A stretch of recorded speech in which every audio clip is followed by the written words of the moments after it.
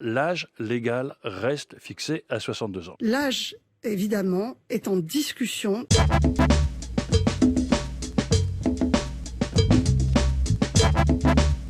Le pacte que nous avons noué, les décisions qui ont été prises et qui ont été présentées le 10 octobre et que j'ai là, montrent très clairement un certain nombre d'engagements pris par le gouvernement. Dans cet engagement, l'âge légal reste fixé à 62 ans. Maintenant, il y a une confusion autour de l'âge. L'âge, c'est l'âge d'ouverture des droits. Derrière cela, il y a deux aspects.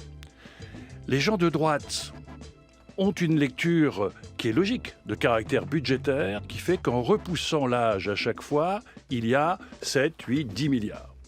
Les gens de gauche ont plutôt fait des réformes qui augmentaient la durée de cotisation. C'est-à-dire qu'aujourd'hui, si vous avez 22 ans et qu'il faut 43 ans de cotisation pour avoir le taux plein, c'est-à-dire votre pension la plus élevée, ça vous fait partir à 65 ans.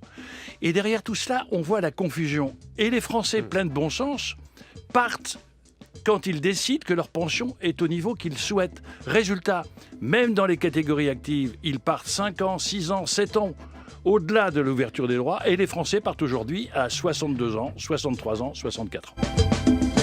L'âge, évidemment, est en discussion, notamment lorsqu'on est en pleine capacité, qu'on est en bonne santé et que l'on sait qu'on va passer 20, 25, 30 ans à la retraite.